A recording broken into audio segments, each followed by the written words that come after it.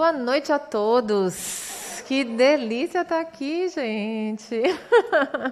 Que saudade desse presencial. Carinhas novas por aqui, né? Curso básico é uma delícia por conta disso. Eu já estive aí no lugar de vocês. Estou na casa há mais ou menos 22 anos. Para quem nunca me viu por aqui, vai me ver, gostando ou não de mim hoje, vai ter que me encarar aí 8 ciclos à frente. Eu dou aula em praticamente todos os ciclos da ULI, até o 10º. E estar no básico tem um gostinho especial para mim, porque eu já estive aí desde o princípio. Antes não era a ULI, né? Quando eu estava aí era só o curso básico de Espiritismo. Então, não era a ULI ainda, o ciclo 1, 2, 3. A gente tinha o curso básico, tinha o EDM, que é o Estudo do Desenvolvimento Mediúnico, e tínhamos os cursos paralelos, né? Que era o curso de passe, e na época ainda era o de doutrinador, que hoje é de esclarecedor, né? Mas a gente trabalhava entre esses cursos, a gente não tinha outro, a gente repetia os mesmos cursos. Mas hoje a gente tem uma ULI de 5 anos, né? São 10 ciclos de estudo, o que é uma bênção, um diferencial da nossa casa. Então, primeiro, muito obrigada por estarem aqui. É uma delícia estar aqui com vocês. As minhas aulas são horizontais, tá? Então, eu não trago slide, nunca consigo, até porque ele fica de pano de fundo e a gente segue sem ele. Então, eu desisti do slide tem muitos anos já. Mas o horizontal que eu quero participar com vocês interrompam, levantem a mão, tá certo? Porque o mais importante é que vocês saiam daqui hoje cientes, sabendo, né, de como faz um processo de desobsessão. Quando Toninha falou assim, eu fiz a obsessão e deixei a desobsessão com Gice, senti a falta do sal grosso. Queria ter trazido para jogar um sal grosso no pessoal. Umas arruda, umas coisas assim. Então, exatamente, uma fazema, né? Então bem nosso, né? Então, para a gente falar de desobsessão, eu vou voltar um tiquitinho à obsessão, só para que a gente compreenda um pouquinho do nosso processo, de todos nós, tá? Primeiro, eu tenho certeza que Sandrinha falou da diferença de obsessão e de influência espiritual, ok? Todo mundo tem ciência da diferença, gente? Alguém tem dúvida sobre o que é um processo obsessivo, o que é influência espiritual? Todo mundo danado aqui, hein? Todo mundo sabendo mesmo. Ninguém tem dúvida? Então, vocês compreendem que todos nós estamos influenciados? Opa, tem 2 dúvidas aqui. Todos nós, em alguma proporção, estamos... Pronto, meu amor, eu falo para vocês de novo. Então, vocês conseguem compreender que todos nós estamos influenciados em algum grau? 100% aqui. Consegue compreender que influência não é só de espírito obsessor, que está ali, né, tentando te prejudicar? Não gosto de obsessor, gente, não gosto do nome, acho que é bullying com os espíritos, né? Chamar assim, não obsessor, não. Uma pessoa que está equivocada no processo, né, de influência. A influência também se dá pelo amor, tá? E a diferença é que a influência ela está impactando o seu processo de vida. Então, uma mãe que desencarna e que tem muito apego a um filho ou um neto, ela vai estar do seu lado. Não vou conseguir dar aula com a máscara. Não vou conseguir dar aula com a máscara. Então, ela está do seu lado, ali, muitas vezes, por amor, mas pela energia, pela a influência da energia, ela prejudica o seu processo que é evolutivo. Então, é uma obsessão, mas a razão, a causa, a origem não é para o sofrimento. Não é para te prejudicar. E a obsessão também não é só o débito reencarnatório. Todo mundo já sabe disso, né? A gente não está lá, né, na outra encarnação, acumulando os débitozinhos, vai para o plano espiritual, na programação reencarnatória vem com um danadinho que está ali querendo nos perseguir. Não, a obsessão pode se dar aqui saindo no centro, no ponto de ônibus, quando a gente está ali no domingo colocando o pé na jaca, né, com relação à bebida, está ali, aí tem José que está desencarnado. Opa! Joana gosta de beber, eu também gosto, vou me aproximar de Joana, porque eu posso me satisfazer com o que Joana traz, né? E daí que José, que está desencarnado, avisa a Maria, que também está desencarnada, que Joana gosta. A Joana que bebia de sexta a domingo, começa a beber de quinta a domingo. Depois começa a beber de quarta a domingo, porque José avisa a Maria, que avisa a Carla, que avisa a Joaquim, e daqui a pouco Joana está com 15 tomando com ela, bebendo com ela. E quem assistiu Divaldo Franco o filme percebe isso muito claramente na cena que Nelson apresenta o pai dele, né, que está ali acamado, e que Divaldo entra e percebe aquele processo de obsessão. Ali não é uma influência. Ali é um processo obsessivo, atrelado ao álcool, não havia um débito reencarnatório, e daí ele foi, pelo hábito do álcool, foi atraindo essa amizade. Diga com quem andas encarnados, que eu te direi com quem anda desencarnado. Olha que delícia isso. Exatamente o que você vibra aqui, você vibra com relação ao plano espiritual. Porque a gente não pode esquecer que somos espíritos. Então, não tem a diferença entre a sua relação de encarnado, o seu ciclo de amigos, a sua família, o seu trabalho, as pessoas com que você atrai, os padrões repetitivos das suas relações afetivas. Tudo isso se repete enquanto desencarnado. Você não pode atrair um espírito muito iluminado se você estiver vibrando em outra frequência. Tá? Então, para você entender como vai ser o seu processo de desencarne, perceba-se como está sendo o seu processo encarnado. Então, voltando à influência e à obsessão, a influência ela pode se dar de todas as formas, pelo amor, pelo ódio, pelo rancor, pelo débito, por uma afinidade, diferente da obsessão, do processo obsessivo mesmo, que aí se dá realmente com o intuito de prejudicar. Porque a pessoa que está te influenciando pelo amor, ela prejudica porque não é o lugar dela mais estar ali.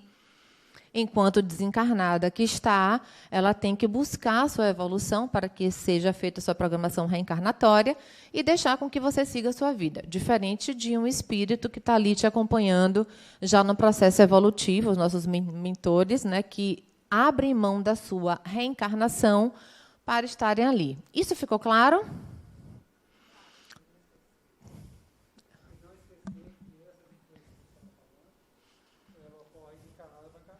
Sim, a gente vai falar disso.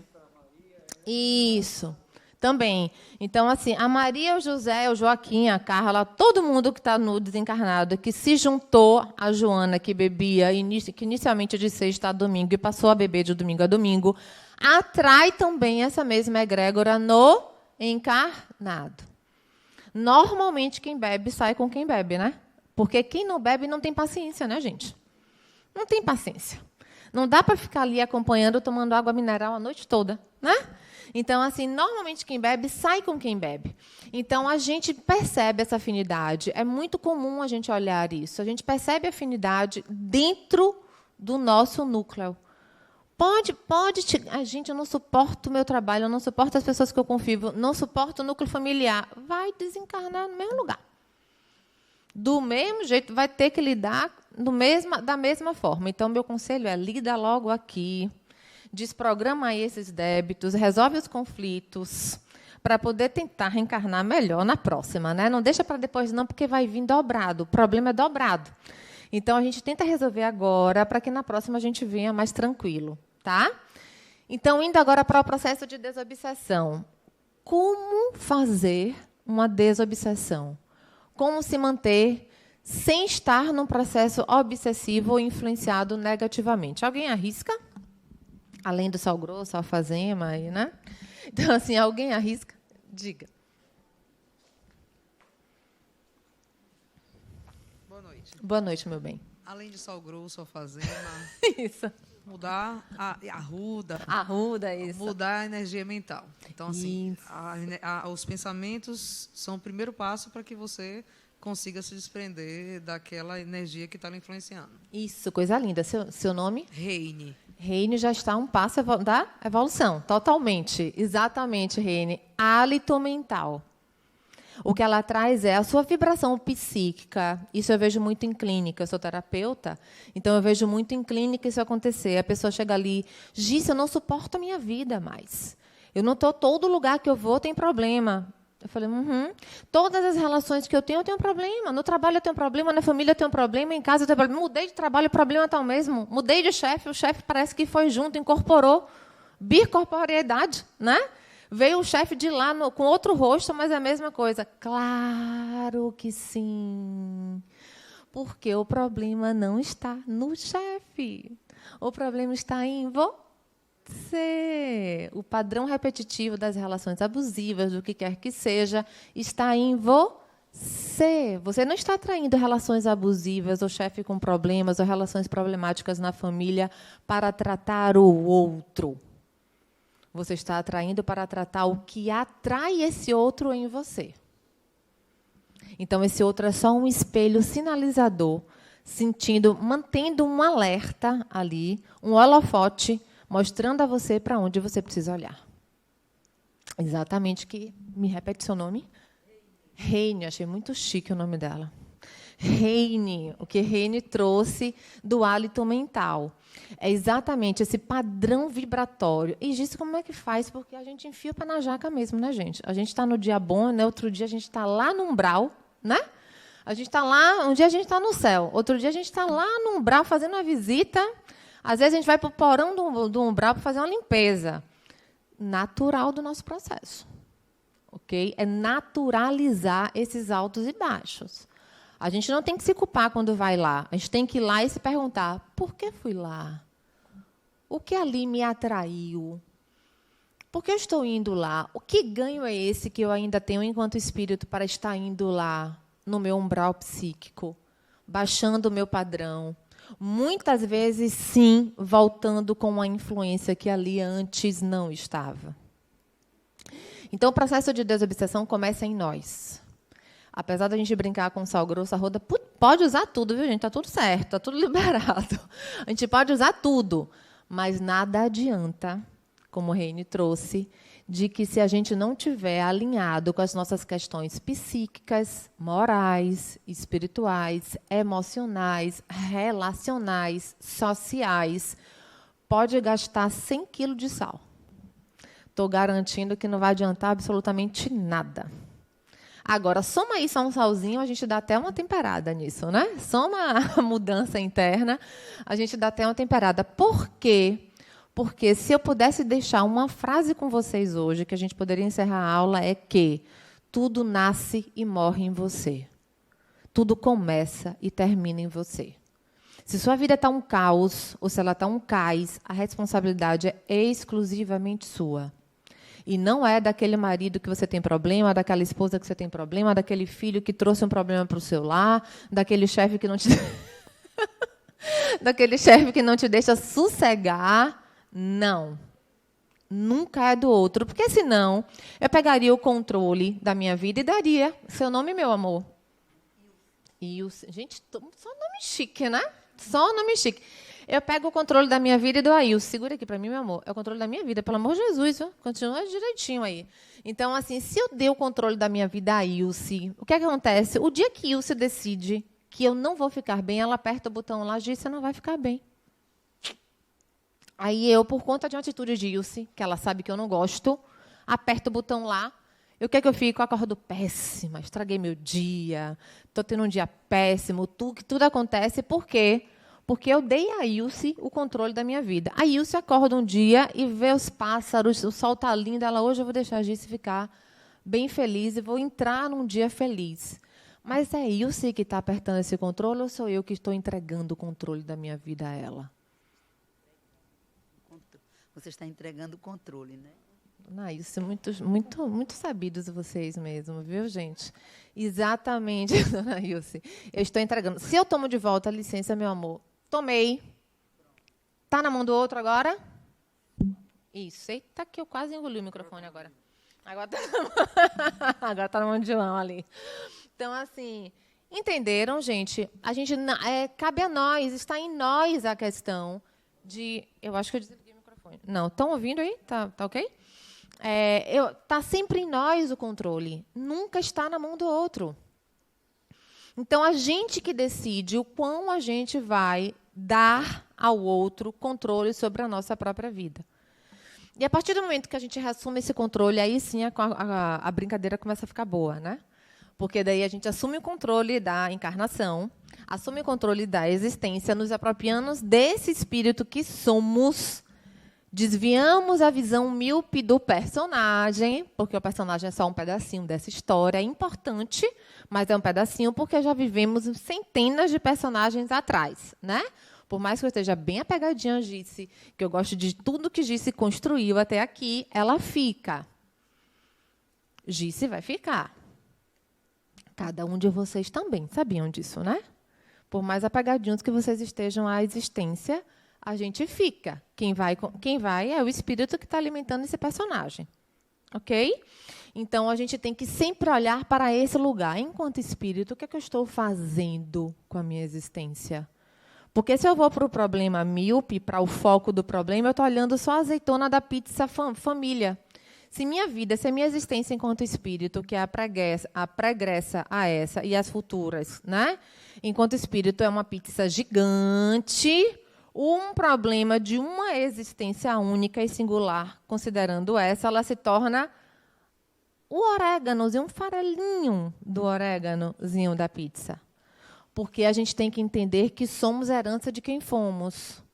E assim seguiremos. Então, Gice, tem um problema gravíssimo na minha vida. Não, não é, né, gente? Não é gravíssimo, porque ele não é nem do seu tamanho. Quiçá esse tamanho inteiro. Então, a gente também está dando controle. A gente entrega muito ao externo, né? Então, quando a gente retoma esse processo, a gente começa a entender que a desobsessão nasce em nós. Então, qual é uma receita básica de desobsessão? Não gosto dessa receita de bolo, não, viu? De 7 passos para a felicidade. Aí eu quero ver se pega um João e uma Maria completamente diferentes, se esses 7 passos vai ser igual para todo mundo. Claro que não, né, gente? Não é a mesma coisa. Mas qual é a receita interna que aí sim, no processo de individuação de vocês, mesmo dentro de um coletivo, vai funcionar? Diga, meu amor. O autoconhecimento. Qual é o seu nome? Gente, vocês são muito habitos. Gente, eu estou apegada a vocês. Qual é o seu nome, meu amor? Milena, que coisa linda. Exatamente. Exatamente. Da máscara, né, gente? Eu estou apegada ainda à máscara. Eu vou superar esse momento. Eu vou superar. Estou em terapia para isso. Vai passar. Milena, que coisa linda. Autoconhecimento na veia. Por que autoconhecimento na veia? Porque se eu não me conheço, se eu não parto do princípio básico de me conhecer, o que é que vai acontecer? Perco o controle, tudo vai ser verdade, eu não tenho nem condição de questionar o que está acontecendo. Vou permitir demais. Vou ser muito permissiva, ou seja, eu esqueço ou eu deflagro a questão do meu metro, né, de falar não, daqui para cá sou eu, né? Então, assim, o autoconhecimento é a maior ferramenta que a gente tem para nos entendermos, nós com a gente, né? Para que a gente possa deixar de ser marionete do outro. E começar a entender que a gente delega ao outro o que ele quer ou não fazer com nós. A gente permite. Diga, meu Quando amor. você fala esse outro encarnado e desencarnado. Isso, espírito, tá? A gente, na verdade, vocês estão no básico, mas vocês vão entender que a gente vai falar muito em todas as aulas enquanto espírito. Em como viver como espírito, tá certo? Então, esse outro, ele é desencarnado ou encarnado porque a única diferença entre um e o outro é o corpo material. Tá? Aqui tem tantos alunos encarnados quanto desencarnados. É só a gente ter evidência. Quem é médio vidente aqui vai perceber o número de pessoas que estão desencarnadas assistindo essa mesma aula. E isso não é novidade para ninguém. Do lado ali tem 2, 3 pessoas dela. Porque ali, naquela cadeira, fisicamente ocupa um espaço. Espiritualmente ocupam-se 10 pessoas ali. Entende? Então, a questão que a gente vai sempre comunicar é sempre para esse espírito. E aí, encarnado ou desencarnado. Tá?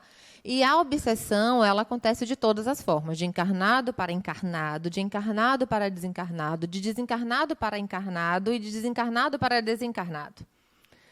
Por quê? Porque acontece de espírito para espírito. resumidamente. Então, já que acontece de espírito para espírito, acontece de todas as formas, em todas as categorias. Ok? Quando a gente passa para várias questões, quando vocês leem... Vocês já leram André Luiz? Obras básicas vocês já leram, né, gente? Todas. Todas as obras básicas? Todas? Não. Não estamos trabalhando. Não estamos trabalhando com a leitura de todas as obras básicas. Entendi. Obras básicas, como o nome já diz, obras básicas. Precisamos colocar aí o livro de cabeceira. Não precisa ler na ordem, não, viu, gente? Pode escolher o capítulo lá que está com sintonia com você naquele dia e leia o bendito capítulo. Mas leiam, pelo amor de Jesus Cristíssimo. Então, assim, pega as obrazinhas, põe lá na cabeceirinha e começa livro dos espíritos, livro dos médicos, Evangelho segundo o Espiritismo, tá? Porque aí vocês vão começar a compreender um processo de... como é que eu posso dizer isso? Desmistificar o espiritismo. Quem entra na fundação, quem entra no Centro Espírita Harmonia, já de entrada, carta de entrada, já entende que não é uma instituição dogmática. Né? Vocês já perceberam que aqui a gente não segue uma linha de rituais, né? Como a gente vê não só em casas espíritas, mas também a gente vê em outras religiões. Por quê? Porque aqui é a apropriação de você enquanto espírito. E espírito precisa de vestes? Não quer dizer que todo mundo vai sair nu, viu, gente? Não é isso, hein? O espírito precisa de mais amuletos? Amuletos outros? Precisa-se ainda dar mão para orar? Não. Você precisa estar numa casa espírita para entrar em contato com a espiritualidade? Você precisa ter um crucifixo, apesar de eu adorar tudo isso, viu, gente? Mas você precisa ter um crucifixo para entrar em contato com Deus? Qual é a diferença de eu ter isso e eu gostar da minha pedrinha, etc. e tal, e eu precisar? É você usar isso como condicionante. Eu só vou orar se eu estiver dentro de uma casa espírita. Eu só vou estar em contato com Deus se eu tiver uma imagem ou uma cruz. Não, você vai estar em contato com Deus enquanto você tem contato com você. A divindade, o sagrado, habita em você, como todo o resto. Eu digo que o paraíso e o inferno moram em nós. Né? Então, assim, a gente não precisa de nada. Agora, se você gosta e quer ter esses símbolos, tudo bem. Tanto que você tenha consciência de que você não precisa deles. Você pode ter por apreço. Eu adoro Buda, adoro. Tenho uns 6 Budas em casa. Já perdeu a conta. Então, assim, já tenho um monte de Buda em casa. E adoro os Budas. Os felizes, então, são os mais fofinhos para mim. Então, assim, adoro as imagens de Buda. E eu não deixo de tê-los quando eles me chamam, né? Me convidam, tipo assim, me leve para casa, etc. e tal. Eu compro o budinha e levo para casa. Mas eu preciso deles? Não, né, gente? Eu preciso estar numa casa espírita para ser espírita, até porque somos espírito independente de religião. Então, a desobsessão caminha exatamente igual, pelo mesmo princípio, do mesmo jeito. Quanto mais autoconhecimento, como a Mi trouxe ali, quanto mais age, né?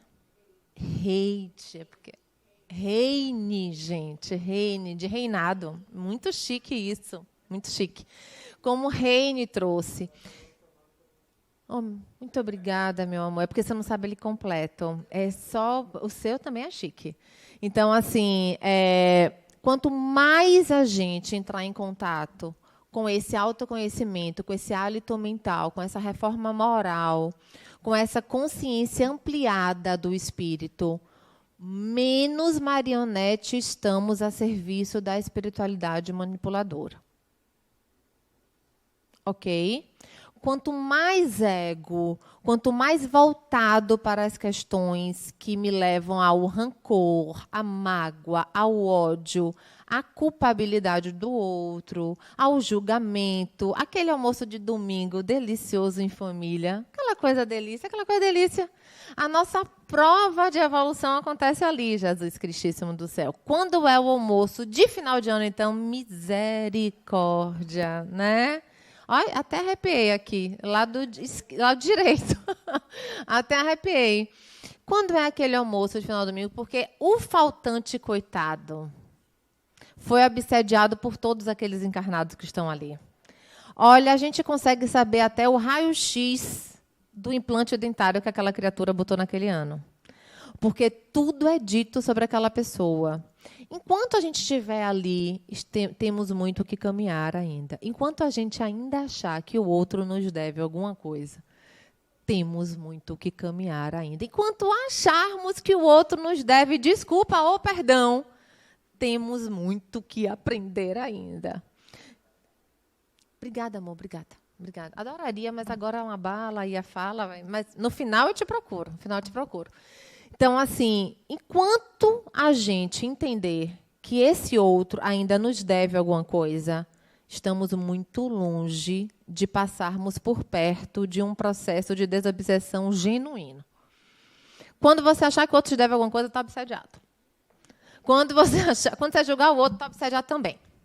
Quando você estiver ali naquela mesa do almoço de domingo e você não conseguir se desvincular daquela teia de fato, está obsediado também. Se você tiver em grupo de WhatsApp de família, misericórdia, só 10 sessões de desobsessão.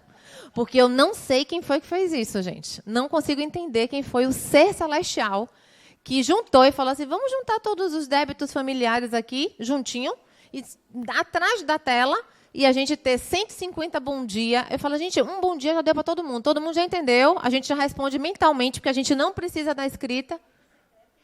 Amigo secreto e grupo de mãe de escola. O grupo de mãe são grupos, né, que ali a gente tem certeza que os espíritos obsessores estão fazendo a festa. É um samba-lelê. Porque ali juntam-se várias questões que estão ali sem solução, projeção à vontade, que delícia, né? Um servindo de espelho para o outro, um oba-oba danado. Então, brincadeiras à parte, mas a gente sabe que o nosso núcleo familiar e essas egrégoras familiares que construímos, né, de grupos de família, de grupos de trabalho, de grupos de escola, mães de escola, misericórdia. Eu sou mãe, estou em grupo de escola, então a gente sabe que é isso. Então, assim, essa egrégora, essa família, essa microfamília, esses micro-universos que a gente convive, também estamos expostos à projeção. Todo mundo entende que é projeção? Bateu, doeu, toma aqui, é seu? Todo mundo entende? Ah, fulano é insuportável. Uhum. Quanto mais Pedro fala de Paulo, mais eu sei sobre Pedro. Né? Tudo que você percebe no outro habita em você. Tudo. A aula de giz é insuportável. Não tenho nada a ver com isso, não, com vocês. Tenho absolutamente nada a ver com isso. Então, assim, esse insuportável mora onde você? O que é que você não está suportando em você? Que giz está te mostrando na projeção de uma aula? Me saí bem dessa. Quem não gostou agora está aí. Ixi, Maria, o que é que eu estou? Né? Agora todo mundo se perguntando aí. Não é? Que mulher encrenqueira. Essa encrenca está onde em você? Olha que interessante. Percebeu no outro, gente? Olha o que me trouxe. Não é Mi? É Milena, né? Mi. O que é que me trouxe? Olha para você, autoconhecimento. Sentiu, vibrou, incomodou, parou, analisou, refletiu, encontrou, tratou, ressignificou, liberou, evoluiu. Olha que fantástico. Rapidamente. Facinho. O outro é um aliado. E o que você odeia no outro é o seu amigo. Porque ele está mostrando exatamente a sua ferida aberta. Usa esse outro, chama o difícil para perto e fala, quero conviver agarradinho com você. Quero estar bem agarradinho. Aquele que você tem mais problema, chama para junto e fala, quero viver agarradinho. Juntinho com você. Só vou desgrudar de você como obsessor encarnado. Gruda, só vou desgrudar de você quando eu tratar em mim o que você me aciona. Esse seria o mundo perfeito. Diga, meu amor. Misericórdia, já entendi aqui os recados. Mas, assim, eu já entendi qual é a minha missão. Minha missão é cuidar.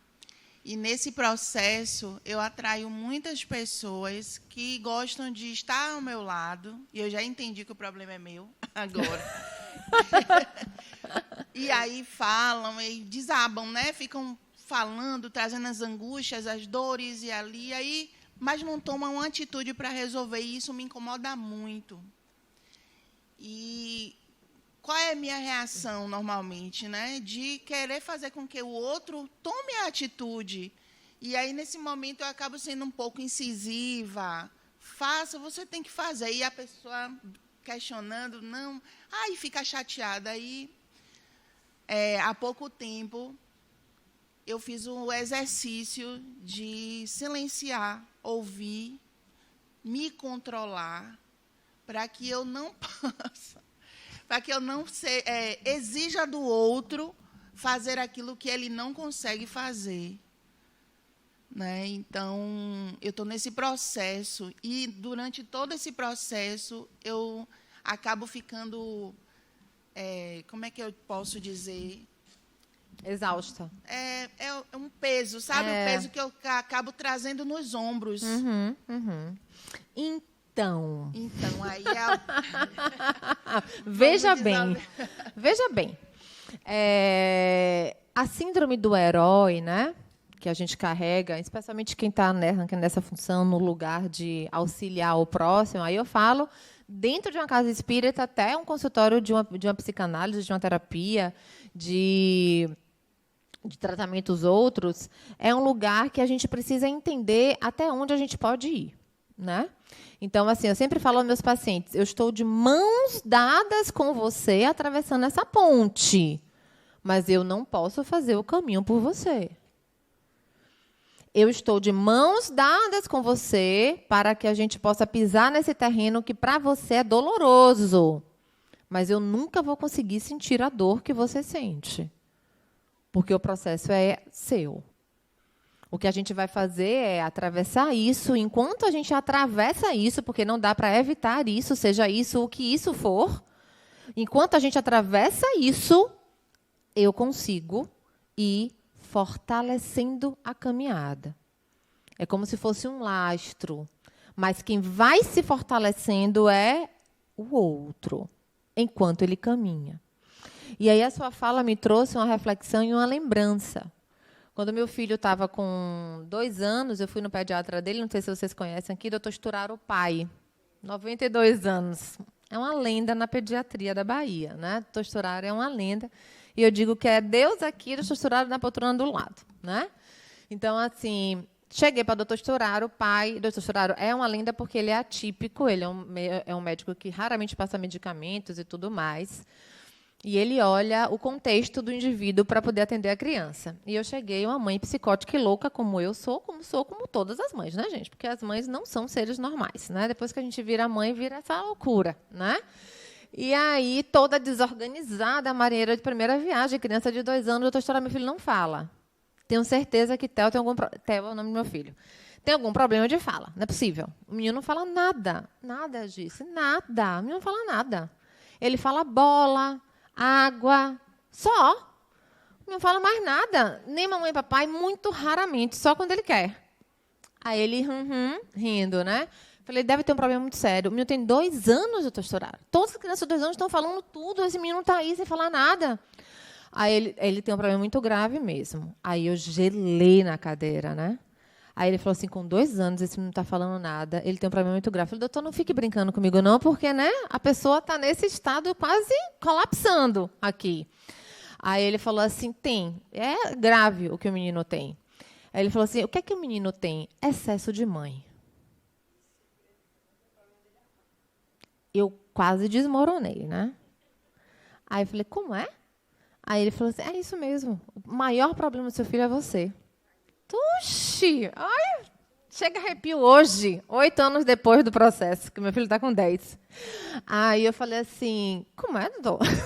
Aí ele falou assim, vou fazer o seguinte, vou te dar um presente, tire férias por 30 dias e deixe esse menino com alguém que você confie, mas que seja diferente de você. E aí, quando ele voltar, se esse menino continuar sem falar, eu deixo você procurar quem você quiser. Fonoaudiólogo, neuro, porque eu já queria em neuro, eu queria requisição para fazer uma tomografia, uma ressonância magnética na cabeça do menino, porque eu tinha certeza que o menino tinha um problema. E aí, assim, eu fiz. Entendi, chorei litros, saí desestruturada da clínica, chorei horrores e fui deixar o menino, né, viver a vida dele. Não se esconde, não, que é para você essa resposta aí. Então, assim, viver a vida dele. Deixei com que meu filho, antes de ele apontar para a água, eu já estava com um copo de água.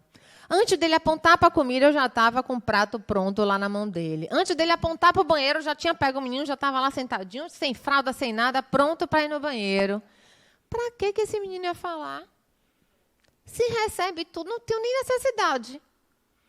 Quando a gente dá mais ao outro do que o outro precisa, a ponto de que estejamos bloqueando o seu processo de desenvolvimento evolutivo, mesmo que seja por amor, porque eu fazia por amor, estamos prejudicando.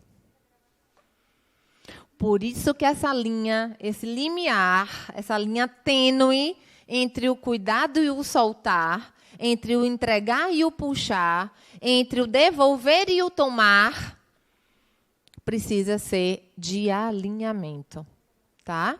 Então, só respondendo a sua pergunta, por mais que seja por amor, por doação, por cuidado, a gente precisa instrumentalizar o outro a fazer a sua própria caminhada.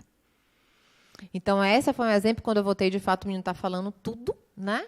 E aí eu comecei a entender que a melhor mãe é aquela que vai se tornando inútil com o tempo. Desnecessária. Quanto menos útil eu estou sendo ali na parte dinâmica de meu filho, melhor mãe eu estou sendo. Ainda é difícil, viu? Vou dizer a você que só Jesus. O menino está com 10, eu estou querendo engolir. Na pandemia, então, foi um caos. Queria botar o menino dentro da barriga de qualquer jeito. A ponto dele dizer para mim assim, não cabe não. Não está cabendo mais aí dentro não, minha mãe. E é assim, né? Outra fala que simboliza muito isso. Ele estava andando de bicicleta, que tiramos a rodinha, e eu estou a louca atrás da bicicleta. A louca no condomínio, correndo atrás, segura banco e segura a menina. Meu Deus do céu, o menino vai cair, o menino cai, o menino vai cair, segura e segura. A ponto dele olhar para mim, para trás, e falar assim, me deixe caminhar, minha mãe. Não bastou um tapa, tive que tomar o segundo. Agora, vindo do próprio menino, né? E na hora eu falei, você está certo, meu filho, soltei. Eu falei, entreguei a Jesus, né? Porque a gente entrega nessa hora, entrega o manto de Nossa Senhora. Porque a gente não entrega a qualquer pessoa. A gente vai na mãe das mães e fala assim, Nossa Senhora, pelo amor de Jesus, segura esse menino aí. Então, eu entreguei ao manto sagrado de Nossa Senhora e falei, está certo, meu filho, vai caminhar. E aí a gente vai aprendendo todo dia, né? Porque é difícil amar e soltar. É, exatamente. E aí, às vezes, eu falo assim, está precisando de pai em excesso. Eu tiro o menino de perto de mim que eu quero engolir e botar de novo dentro da barriga. Por quê? Porque é necessário que esse lugar seja revisto e revisitado o tempo inteiro dentro de nós. Olha o que me trouxe, vou falar de minha aula toda. Autoconhecimento. Por que eu protejo tanto? Por que eu quero tanto? Porque a gente ama muito, né? E tem medo que quebre, tem medo que machuque, tem medo que tudo, né? E o medo acaba sendo o condutor nessas relações. Boa noite. Boa noite, tudo jóia. A caminhada, ela é nossa. Ela é individual. Né? Então, eu vejo assim que cada momento que eu passo, ele é uma oportunidade para mim crescer. Sim. Quando eu tenho um chefe que não fecha comigo, o que a gente faz? A gente critica, acha ruim e não vai. Cria aquela barreira. Sim. Então, o que eu estou tentando fazer da minha vida? Toda vez que acontece isso, eu paro e digo, tu tem alguma coisa que eu preciso completar em você e você completar em mim. E eu estou tendo resultado em muitas vezes. Sim. Tá? E a vida, ela se torna muito mais leve. Isso. Porque o que acontece? Quando a gente começa a olhar o outro, a gente critica e julga. Isso. A gente está julgando. Isso. Só que quando a gente julga, a gente foge do nosso propósito, que é evoluir.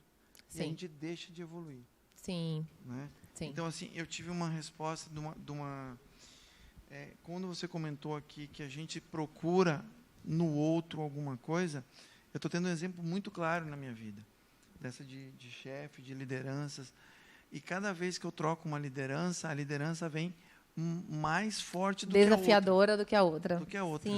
Sim, perfeito. E aí, a pergunta que todo mundo me faz é assim, poxa, como é que tu consegue lidar com essas pessoas difíceis, Sim. que ninguém consegue. Sim. E as próprias pessoas dizem assim, pô, César, se sou eu, já dou um pontapé na bunda aqui, já saio gritando. Sim. E você não, você para, pensa, aí você vai do teu jeitinho e acalma. Então, assim, eu acho que o nosso maior problema que a gente tem hoje é a gente não aceitar como a gente é. Isso. A gente não aceita. A gente quer ver aquela velha ditado, a grama do vizinho é sempre melhor do que a nossa. Só que a nossa é muito melhor do que a do outro. Porque a gente só enxerga o copo meio vazio e não meio cheio. Seu nome é? César, César. E como é que você lida com esse chefe? quando eu vou entrar em rota de colisão, eu paro. Sim. O que ele quer me ensinar? Vocês estão danados, viu, gente? Adorei, César. Exata. Vou deixar. Movimentada, a turma. Eu gosto de tomar assim, quente. Exatamente, César. Olha o que César trouxe, que rico. Isso, quem não leu, leia. Pelo amor de Jesus Cristo, viu? Anota aí, nos bloquinhos de nota, no que vocês quiserem. Como viver como espírito. Né? Viver como espírito, na verdade. Mas o tema do livro é Como Viver como Espírito. De Adenauer, recém-lançado, e leitura obrigatória. Essa coisa linda aqui. Não deixem de ler, não, pelo amor. Ó, César trouxe o resumo do livro. Vocês podem marcar um grupo de estudos e colocar César, para que ele explique sobre a relação dele com a chefia. Faz um grupo de WhatsApp. Exatamente. E aí vocês vão estudar o livro. Por quê? O que é que César trouxe? Alguém arrisca que dizer sem ser César, porque ele sabe que ele está trazendo. Coisa linda, Mi vai trazer. Mi vai trazer. Ele falou tudo, mas resumindo, é a autorresponsabilidade. Outro alto. Mi, vem cá para frente ficar comigo. Venha, Mi, venha. Vou separar vocês dois um segundinho, abraçar a Mi aqui, ficar juntinho. Isso, autorresponsabilidade. Olha que coisa linda isso. Por quê? O que é que César está fazendo? César está entendendo que o outro está no processo dele. O que é que eu posso fazer com esse outro que se apresenta para mim? Achei bonitinho quando ele falou assim, vou organizar com jeitinho. Né? Com jeitinho a gente dá jeito, gente. Quando a gente pisa no mundo do outro de pantufa, quando a gente tira o salto, o sapato, e pisa com delicadeza e gentileza no mundo do outro, você não precisa nem que o outro seja gentil. Porque quem está calçando a pantufa é você. Claro que a gente vai descer a ladeira em alguns momentos, viu, gente? Está tudo certo também. Mas se a gente, em 80%, conseguir vestir a pantufa, já estamos aí bem garantido na caminhada. Então, o que César traz, que me complementou ali com autorresponsabilidade, se tudo está em nós, se tudo habita em nós, o outro está contra nós ou a favor de si? Alto? A favor? Exatamente. A favor de si. Porque o que César trouxe é o quê, gente? É o resumo clássico de que ninguém está contra a gente. Todo mundo está a favor de... Partindo do princípio que mudou de chefia César, e a chefia nem conhece ele, como é que vai estar contra César? Se nem conhece, gente, a pessoa nunca viu César na vida. Ela está ali a favor de si. O que é que César compreende? Compreende que ela não está contra ele. E que está a favor de si. E quando isso é compreendido, fica mais fácil transitar por esse outro, por esse terreno, por esse lugar. Porque você sai do papel de alvo, porque a gente que se coloca no papel de alvo do outro. Você sai do papel de alvo do outro e deixa que o outro passe. E deixa que ele siga. A partir desse lugar que César percebe esse outro chefe assim assado, do jeito que ele for, ele compreende que é um processo dele. E ele, com a maturidade que ele traz espiritual para lidar com isso, ele consegue transitar com isso com muito mais responsabilidade, como trouxe em mim. Ficou claro? Fácil de fazer, né? Fácil. Monta um grupo, coloca César, gente. Coloca César lá no grupo. Por que não é fácil? Porque ainda somos acionados. Porque ainda nos toca, ainda nos machuca, ainda nos movimenta, ainda... Por que tudo isso? Porque ainda estamos na visão míope do personagem. Porque a gente não acorda do ego. Porque a gente não acorda de manhã no espelhinho e fala assim, opa, espírito, hoje sou eu e você. Hoje não vou dar brecha ao meu personagem, não. Hoje eu vou viver como espírito. Se a gente fizer isso todos os dias das nossas vidas, quando a gente for escovar o bendito dente, todo mundo escova dente de manhã aqui, né, gente? Por favor, né? Então, todo mundo, quando for escovar o dente de manhã, se olhar no espelho e falar assim, hoje sou eu e você. Tete a tete. Não vou dar trégua ao meu personagem hoje. Não vou deixar ele entrar. Não que o personagem seja importante, viu, gente? É importante porque é através dele que a gente experiencia, tá? Eu falo em termos de consciência ampliada, né? Ampliar a consciência para o espírito. Então, a gente entende que somos espíritos e caminhamos assim como o César. Entendendo que o outro também é outro espírito. E que se ele está nos apresentando um desafio, como o César disse, é desafiador, não é fácil, né? Mas se a gente substituir a frase é difícil, vou tentar, para o é desafiador, mas vou fazer, tudo fica muito mais simples. Pode anotar aí mesmo, é boa a frase, né? Boa, eu sei. Pode anotar aí, é boa mesmo. Então, assim, vou repetir, hein? Se isso... Opa! Substituindo é difícil, vou tentar. Não é quando a gente tem um desafio, isso é difícil, mas eu vou tentar. Não. É desafiador, mas eu vou fazer. Você dá conta. Você tem tudo em você, você não precisa de nada. Você tem tudo. Você tem as memórias reencarnatórias. Está tudo aí, está tudo pronto. É desafiador. Oh, já tem um grupo aqui ressonando. É desafiador, mas eu vou fazer. Obrigada, César. Boa noite. Meu nome é Marilda. Inclusive, a DM do grupo de César pode me adicionar. Olha isso. Que eu vou precisar bastante. Vai precisar bastante. É engraçado que o espiritismo sempre, já falei isso aqui, acho que os colegas já ouviram várias vezes, já fez parte de minha vida desde criança, sempre fui muito ligada. Tá. Mas, claro, que não tinha um conhecimento que hoje, desde a ULI, eu estou tendo. Tá. E é muito engraçado isso no meu dia a dia, óbvio. Eu comigo mesma, eu e eu. E aí, mas é sempre isso aí mesmo, é sempre você e você. Inclusive, acredite, eu já fiz esse negócio de olhar no espelho, porque Tânia já falou uma vez, um dia eu acordei, eu falei, vou me olhar. Mas não fiz nada. Não fez nada, só se olhou. Mas você já se olhou, já é e aí, né? quando você começou assim, não ter o ódio, não ter a raiva, não ter aquilo, porque é obsediador, eu comecei a ficar aqui pequena. Porque, assim, no trânsito eu já tentei não fazer muita coisa. Eu tenho certeza que já entrou uns 10 no banco e ficou assim, eu tô aqui, viu? Opa! Porque eu comecei, quando minha mãe tá do lado, eu digo, me controla. Eu sei que é assim, coitado, deve estar com algum problema. O problema é dele, não é meu. Mas a minha vontade tá ali, horrível.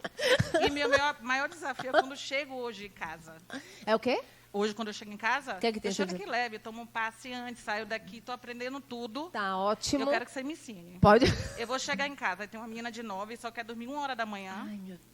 Um de 17, meu marido, que às vezes está sentado dormindo, até às vezes de farda. E aí eu chego... Peraí que você falou muito rápido. De farda. De farda, entendi. As crianças de farda? Não, só ele. Ah, só ele. Chegou. Entendi.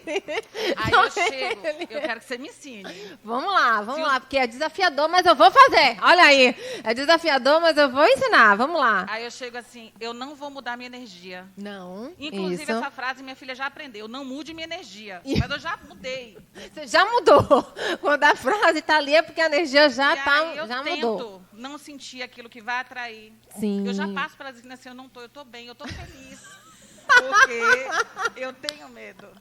Sim. Quando você falou daquilo, eu cansei, desisti. Pronto, não tem mais jeito. Eu vou chegar em casa, vai começar tudo. O que eu faço? Sim, vamos lá. Adorei. Seu nome é? Marilda. Ô, Marilda, eu adorei isso aí. Mas é isso mesmo. Mas é exatamente isso que acontece. João tá morrendo ali. Vamos lá. Segunda-feira é ele que está aí. Então, Marilda trouxe um exemplo clássico, né? O quão desafiador é a gente lidar com essas questões do cotidiano, né? De que ela encontra um marido de farda às 11 da noite. Nem eu sei o que eu vou fazer com ela agora. Eu estou aqui elaborando. Enquanto eu falo, César! Como você está bonito de farda. Olha que coisa linda! Não, você não conhece. Se elogiar, piora, César, nesse caso. Mas vamos lá. Mas aí você já mudou a energia. Aí você já alterou. Era esse caminho que César falou que eu ia te orientar a seguir. Isso. Eu tiraria esse controle dele, né? Eu já tirei do de João há muitos anos atrás. Então, assim... É mãe? É mãe? É sogra? Misericórdia! Entregando o genro desse jeito, Jesus! Não, ela tá falando assim que chega lá e como ele tá, ó, de lado. Eu falei, a senhora é sogra dessa criatura? Entregando o bichinho desse jeito, coitadinho. Sim, mas vamos lá. Exatamente isso. Tira o controle. Deixa ele dormir de farda. Deixa ele lá. Não, mas eu acho que ele nem tá na cama, né? De farda, não.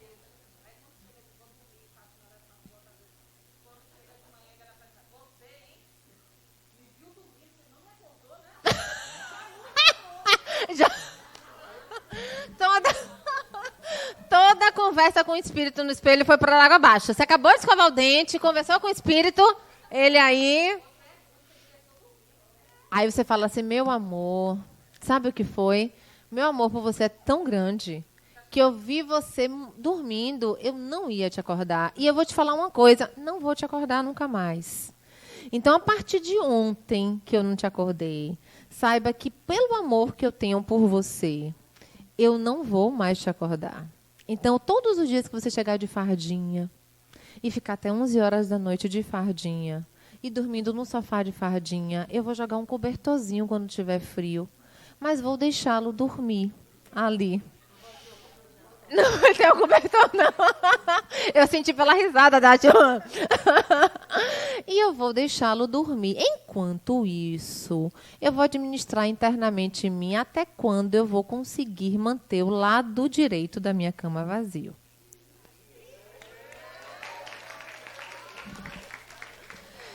E aí, até porque esse problema passa a ser só meu, não mais de você, não mais seu. E aí a gente entrega para o outro, olha que delícia. A gente deixa que o outro pense sobre isso. Então, a partir desse momento, eu vou entender até qual é o meu limite desse lado da cama estar vazio. Mas fique tranquilo. Pode dormir o quanto você quiser, com a farda ou sem farda, como você quiser. Não vou mais interromper seu ritual noturno. Agora, se você quiser a minha ajuda para que a gente mude esse contexto, conte comigo.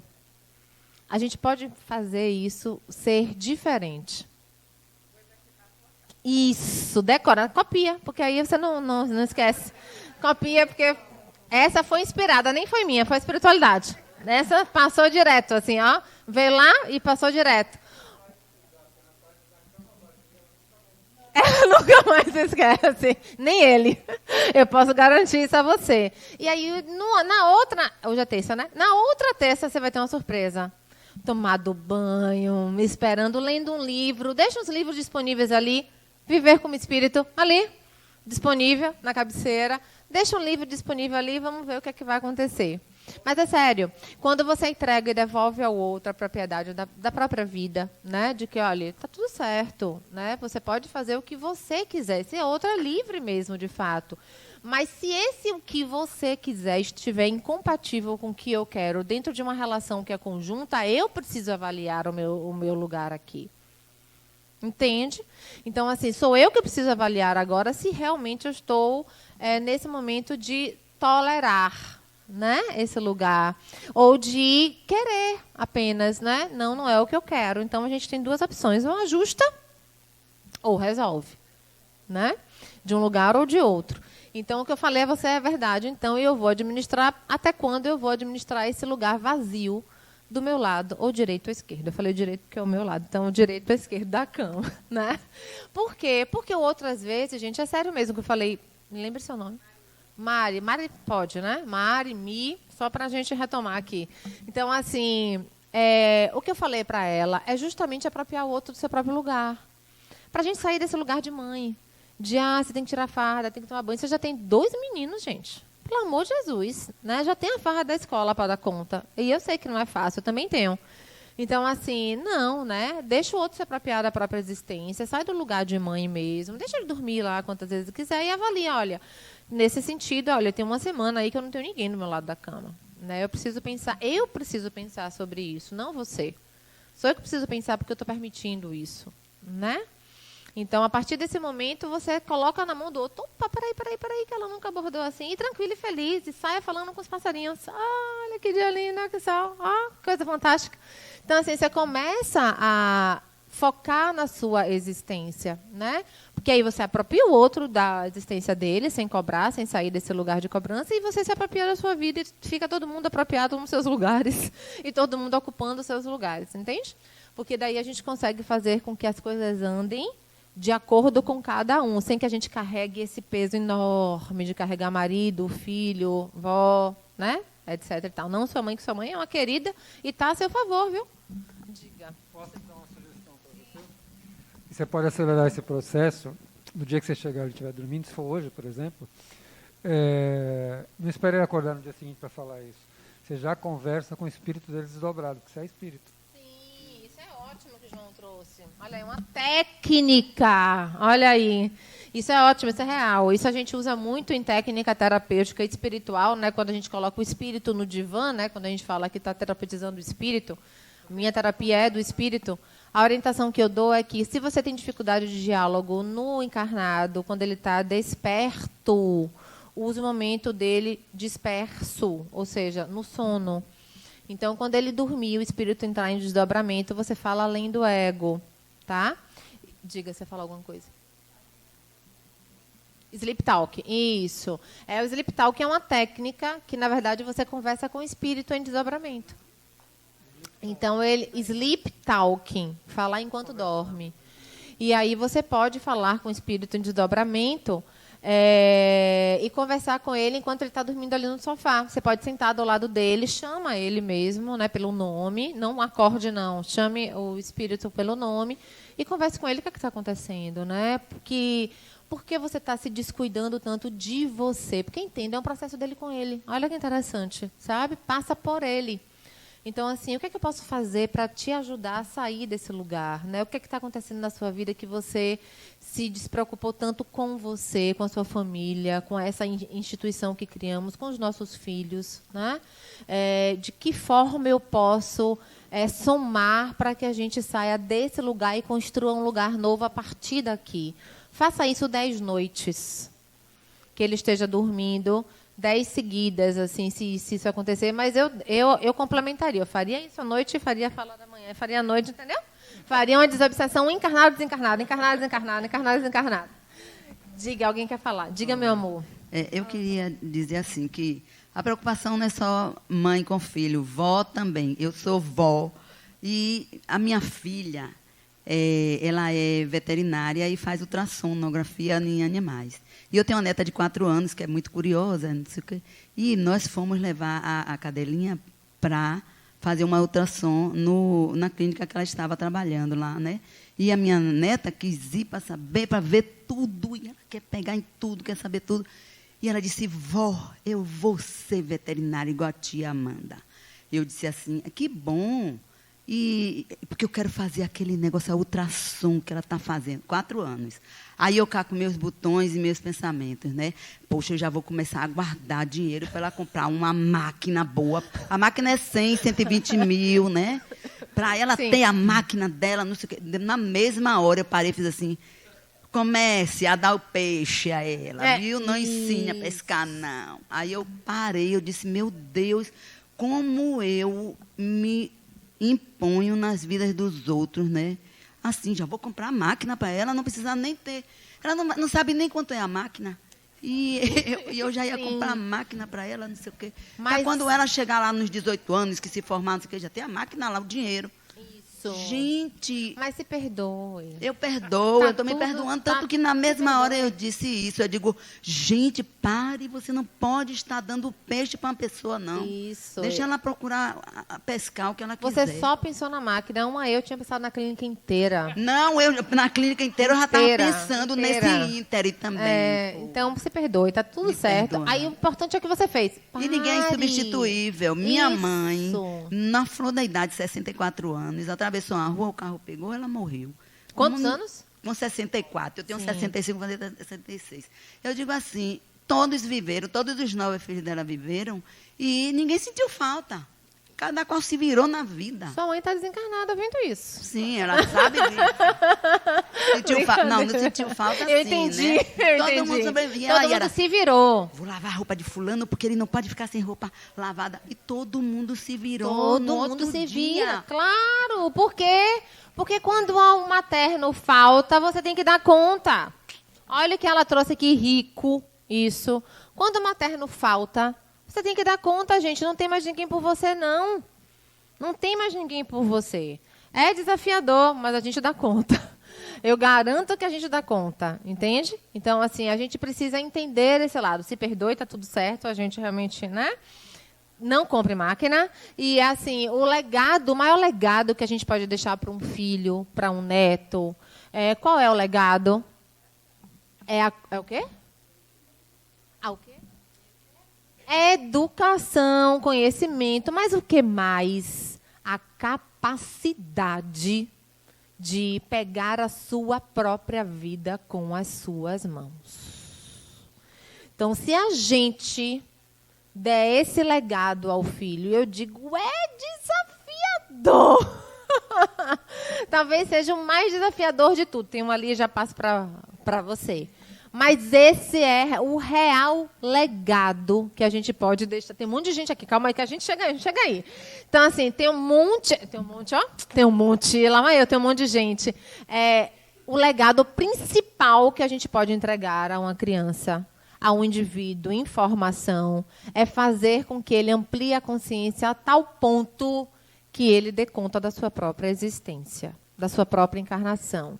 E um dos caminhos mais factíveis para que isso aconteça é ampliando a consciência de ser espírito. Olha que lindo isso. Você é espírito, você dá conta disso. Eu estou passando por um momento bem desafiador com meu filho. Ai, que susto, Taninha. Eu pensei que fosse 21h35. Falei, Taninha, vem cá.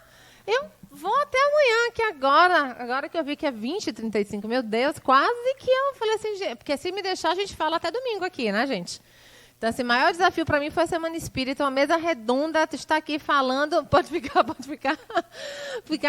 mas falando 3 mulheres falar de como viver espírito em família, 50 minutos. Eu falei assim, gente, é impossível. Isso aí não é nem desafiador.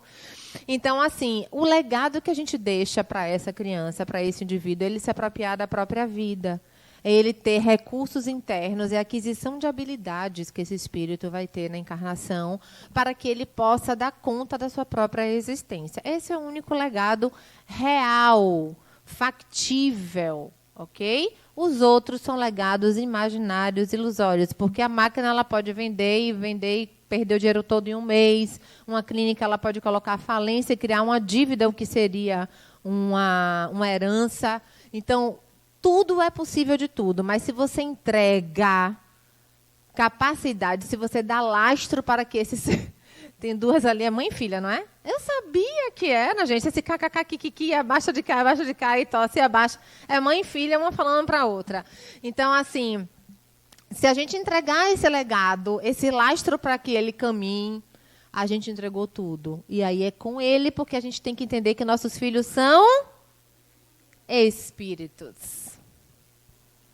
Boa noite. Boa, meu amor. Meu Seu nome? Thaísa. Thaísa. Eu tenho 23 anos. Sim. E você falou muito do que a mãe tem que fazer pelo filho, mas, tipo, ao contrário. A minha mãe, ela é uma pessoa, assim, muito protetora, porque só mora eu e ela, sempre fui eu e ela para tudo na vida. E de uns tempos, assim, ela sempre me deu uma certa liberdade, ela sempre me falou que aos poucos ela ia me dando a liberdade. Mas, assim, eu já cheguei num nível que eu acho que eu já deveria ter toda a minha liberdade e que acontece, às vezes, de eu falar alguma coisa, tipo, vou fazer tal coisa, e ela ainda acha que eu, assim, tenho que, vamos dizer assim, pedir permissão. E isso cria, assim, um atrito, uma briga, porque ela não consegue entender que eu já sei as coisas, assim, claro que eu ainda preciso da ajuda dela e tal, mas que eu tenho que ter a minha vida e ter as minhas escolhas. Então eu queria saber, tipo, como é que eu faço pra meio que falar assim, olha, dá pra você me deixar andar? Isso! isso! Olha aí, que lindo! Mãe, me deixa andar.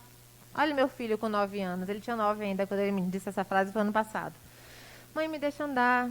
Me deixe caminhar. Eu entendo o seu amor por mim. Agradeço, honro e respeito a sua dedicação por mim. Mas eu preciso entender qual é o meu caminho aqui.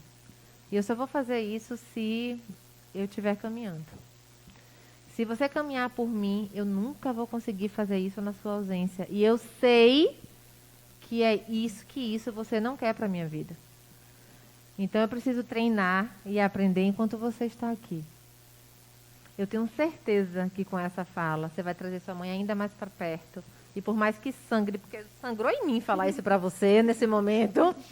Por mais que sangre, porque a gente é essa mãe psicótica e maluca, né? A gente vai conseguir deixar você caminhar. Porque você não está no afrontamento, sabe? A gente não precisa afrontar. A gente não precisa brigar. A gente não precisa ir lá reivindicar um espaço. Esse espaço é seu por direito, entende? Sua mãe sabe disso. Mas é desafiador para ela perceber que a filha dela... Quando você falou, eu só imaginei meu filho com 23 já. Meu filho está com 10. Então, assim, eu brinco que ele fala assim, mãe, vou ali, vou viajar. Eu falo assim, misericórdia, metade de mim vai, né? Mas está tudo certo. Vai lá, meu filho, vá. E como Deus manda o filho certo, ele quer ser piloto de Fórmula 1. Não podia ser pintor de parede? Eu falei, meu filho, um monte de parede para pintar, meu filho. Pelo amor de Jesus. Não, eu quero ser piloto de Fórmula 1. Porque vem para trabalhar uma mãe, né? Então, fale com a sua mãe de coração para coração. Mãe, me deixe caminhar. Me deixe fazer o caminho. Eu preciso errar também. E fale para ela, não tenha dúvida. Quando o bicho pegar, é para os seus braços que eu vou correr. É para a sua fala é a sua fala que eu vou buscar. Mas, por enquanto, até que o bicho pegue, me deixe caminhar. Me deixe andar pela estrada que é só minha. Eu preciso construir essa estrada. E fale para ela, eu sei que é isso que a senhora quer. Eu sei que é. E eu sei que é desafiador para a senhora. Eu sei que é, porque é de fato. Mas eu estou aqui. Mesmo que eu ande para a minha vida, eu não deixo de ser a sua filha. Eu não deixo de pertencer ao seu colo, ao seu ventre, aos seus braços. Mas eu preciso fazer o caminho. Fez sentido para você? Fez. Joia. Obrigada. Que bom. Tenho que voltar pro tema desobsessão, gente. Pelo amor de Jesus, tá?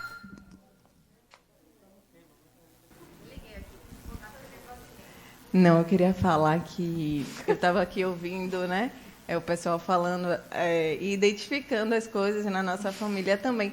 E aí minha mãe começou a falar e eu falei assim, vamos parar. Eu me arrependi até de trazer ela para esse curso, porque ela já estava aqui, eu vou parar de fazer jantar, eu vou parar de fazer isso, eu vou parar de fazer aquilo. E aí eu estava aqui sem conseguir parar de rir. Eu vi.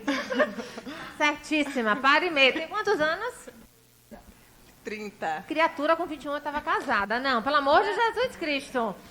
30 anos, sua mãe faz a janta? Não, outros objetivos aqui, por enquanto, né? Filha canguru. Mas, vocês podem promover um momento... Eu sou a obsessora. É a obsessora dela. Então, vocês podem promover um momento delicioso de aprendizado juntos na cozinha. Promovam isso para ensine a criatura. Agora, ensine assim, fique você na bancada, tomando uma kombucha, porque faz bem a microbiota intestinal. Oi? Isso. Eu percebo, mas ela não deixa você não ser a mãe nisso, né? Porque ela tá ali, cadê isso, cadê aquilo, cadê aquilo? A casa parece que ela não mora, né? Porque ela não sabe ter nada. E começa assim. Mas eu não tenho estresse de... Não vou fazer. Não, eu tô vendo. Eu tô vendo que o estresse é todo dela. Seu tá toda ótima. Ela já ficou aqui. Minha mãe é milhões de embora. Bora embora, já chega da aula. Porque você fica ouvindo essas coisas, chega lá amanhã, não tem mais nada. Nem café da manhã, não tem mais sopa. Tem um monte de coisa na geladeira aí, se vira e faça, né? Sim, mas que bom. Parabéns pela relação de vocês. Alguém mais? Tem um monte de gente. Tem gente aqui também. Boa noite, me chamo Joana. Olha, isso! De Ângeles? Joana Angélica. Olha, Joana Angélica foi a primeira pessoa que me recebeu na primeira casa espírita daqui, que foi a Cobem, quando eu tinha 2 aninhos de idade. Joana Angélica e Noélia, que foram as pessoas, porque minha primeira comunicação, esse assunto para uma outra aula, foi com 2 anos de idade. Minha primeira... Bezerra de Menezes, em Brotas. Foi minha primeira casa espírita. Aí eu comecei lá com 2 aninhos de idade, não parei mais. Aí fui para a Mansão do Caminho, Medrado, Joana de Ângeles, que é do mesmo, né, da fundação também, e depois vim para cá. Pode falar. Sim, falando que papel de mãe não é fácil, não. Né? Não, essa coisa de a gente falar assim, vamos mudar. Você viu que o tema de desobsessão materno entra com tudo, né, gente? Porque tem que desobsediar essa mãe, né? Tá então, esses dias, hoje mesmo eu já vi, porque eu vou para casa dela, já tá, a bagagem já está no carro, porque ela vai viajar, né? Mas antes de eu sair, eu tenho uma bebê que tem 35 anos. Ah, sim. Que por sinal faz aqui também, ela já está no ciclo 3. Ciclo 3. Né? Aí você tem um bebê que mora com você de 35. 35. Ó, 35, tá bem aí, 35. Tá tudo certo aí, 30 anos. Pois é, uma pessoa que já morou sozinha, ela morava em outro estado, em Blumenau, né? Então agora está morando comigo. Mas antes de eu vir para a casa dessa filha, hoje, em casa, já deixei preparado todo o almoço dessa semana, até o iogurte já deixei pronto. Quer morar lá em casa, assim, uma semana? Quer ficar lá em casa um tempinho, assim? Não é? Então, antes de eu sair para ela, né, eu disse a ela, filha, já está tudo preparado, só é você tirar e esquentar. Esquentar. Iogurte não, você avisou que o iogurte não esquenta. O iogurte, já deixei certo, tudo já geladinho. Tampadinho, já tudo coisado na geladeira para a semana, né? Porque ela vai para a academia e volta e toma o iogurte. Mas eu deixei tudo, casa, tudo preparadinho. Entendeu, gente? Ó, a desobsessão tem que começar dentro de casa. Percebi nessa aula de hoje. A desobsessão tem que começar pelo materno. Se a gente começar por esse lugar, a gente já está campeão aí. Ela quer falar.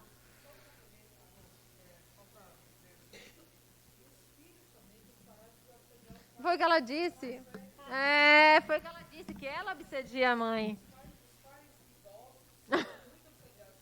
São. Você tem filho aqui? Não. Eu me perdi um pouquinho, porque a gente mudou o rumo da prosa, mas é basicamente sobre aquela situação que você falou do... Foi alguém que deu exemplo lá. Me perdi. Sleep. Do negócio de conversar dormindo. Isso. Sim. Então, tem uma hora que satura também você conversar com a pessoa dormindo o tempo todo, porque meu marido, ele tá do lado, 10 minutos falando com ele, ele tá cochilando. Então, fica impossível você tentar ajustar a vida com uma pessoa. O caso dela é um padrão conversar dormindo, né? Eu não aguento mais conversar dormindo. Ela, sim. Não, aí é outra questão. Aí a gente vai entrar... Gente, você viu que relacionamento mexe, né? Aí a gente conversa no final sobre isso. Mas vamos lá. Ficou claro que desobsessão começa pelo materno. Criamos essa teoria hoje nessa aula, né? Percebemos realmente que a gente precisa terapeutizar o materno. Mas, sim, claro. Por quê, gente? Porque a obsessão está relacionada ao vínculo. Olha que interessante. Transitamos, e aí a obsessão está relacionada ao vínculo. Tudo que se vincula, se for em excesso, estiver em alguma polaridade, sendo do ódio ou do amor, né? Mas que seja polaridade, que perca o seu eixo de equilíbrio, pode provocar um processo de influência ou obsessão. E olha como a gente rodou, falamos de várias situações aqui do cotidiano, experienciamos várias práticas de obsessão de encarnado para encarnado e percebemos o quanto a gente precisa querer sair do lugar. Desse lugar de se permitir ser obsediado e de obsediar. Eu estava sendo, de alguma forma, uma obsessora de meu filho. Mesmo que a intenção seja de proteção. Consegue entender? A gente estava na Praia do Forte recentemente... e aí, recentemente não, acho que tem um ano, né, que a gente estava na Praia do Forte, e ele estava na água, e eu assim, no braço dele. E a onda vinha, ele se jogava, etc e tal, e eu segurando aqui, ó, nessa parte do braço dele. Eu segurando ali. Aí ele chegou para mim e falou assim, mãe, se você não me largar, eu nunca vou saber se eu sei nadar. Aí eu falei, toma outra porrada, porque a gente vai aprendendo assim, no tapa. Quando a gente não aprende no amor, a gente aprende na dor, né, gente? Então, eu falei assim, opa, o máximo que eu consigo é dar 1 metro de distância. Aí o João falou assim, eu fico, eu falei, mas de jeito nenhum, não tem condição nenhuma, porque você dá as costas, me tá lá, você vai falar comigo aqui, me tá aqui, eu mato ali, não, eu fico aqui. 1 metro, tá bem seguro aqui, tá bem tranquilo para mim. Aí o João falou assim, João falou assim, nem que ele desmaie, ele vai conseguir se afogar aqui, porque tá dando na canela dele a água. Então, nem que ele apague, ele vai conseguir se afogar aqui nesse raso. Mas entende como a gente faz um processo obsessivo mesmo, e a gente vai por proteção, achando que não dá conta. E ele rodou, caminhou pela praia, correu na água, entrava. Quando ele mergulhava na onda, parecia que ele tinha encontrado um pote de ouro real, gente, real. Eu falei assim, olha isso. E eu privando ele, né? Privando ele de viver a experiência. Graças a Deus, estou tendo essa consciência quando ele ainda é novo. Então, quando ele tiver aí 17, 18 anos, ele já vai estar batendo asas e voando, porque eu sei que ele já falou que não vai morar aqui no Brasil e que vai arrumar a mala dele e se mandar quando ele estiver aí na pós-adolescência. Então, a gente já começa a exercitar isso de novinho. Mas é só para que a gente entenda que o processo obsessivo, né, e a desobsessão, ela acontece também nas nuances, entende? Qualquer processo excessivo que a gente está tolindo o desenvolvimento do outro, está castrando a evolução, não está permitindo que esse outro caminhe com as próprias pernas, pode ser conotado um processo obsessivo se ele estiver nessa polaridade. É que eu estou vendo que a maior parte do público é feminino, né? Então, é natural que tenha vindo muitas questões do materno. Mas nós temos muitos problemas com o paterno. Né? Ausência paterna, e tem uma série de processos obsessivos, etc. E desobsessivos que têm a ver com o paterno. Sim, sim. A gente tem o histórico, né? O paterno, quando a gente trabalha, isso é uma fala de João muito importante, quando a gente fala em alienação parental, né, gente? Quando a gente entra nessa temática, quando a gente fala de obsessão e desobsessão nesse cenário, o quanto chega os processos de obsessão ali, do materno mesmo, que pela dor obsedia esse filho para que ele não tenha acesso a esse paterno, porque projeta na relação com a criança a questão da insatisfação, da frustração ou do sofrimento que viveu na relação com esse pai. E aí é um processo linear mesmo de obsessão. E essa criança, por afinidade, porque eu brinco isso em sala de aula, patologia também dá match, viu, gente? Então, se a gente... Match é essa coisa nova, quem não sabe ainda, essa coisa, né? Deu match é assim, a nossa... Como era o nome de antigamente, meu Deus? Deu liga.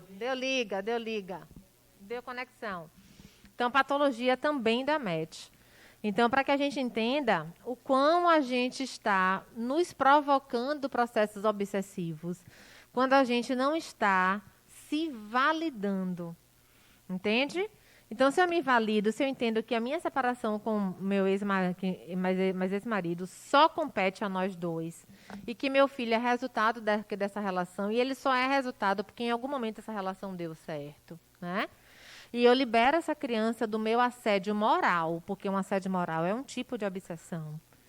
E aí que eu começo a convertê-lo na alienação parental. Eu libero essa criança para que ela viva esse momento em neutralidade, onde não se precisa vincular a um processo psíquico corrosivo naquela estrutura espiritual que está em formação. Consegue entender? Ficou claro isso?